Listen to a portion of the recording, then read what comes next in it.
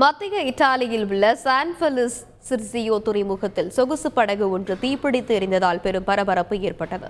இதைத் தொடர்ந்து துறைமுகத்தில் நின்றிருந்த ஏராளமான படகுகள் தீப்பிடித்து எரிந்ததாக உள்ளூர் ஊடகங்கள் தகவல் தெரிவித்தன. இத்தாலிய காவல்துறையினர் தீ விபத்து குறித்து தீவிர விசாரணை நடத்தி வருகின்றனர்.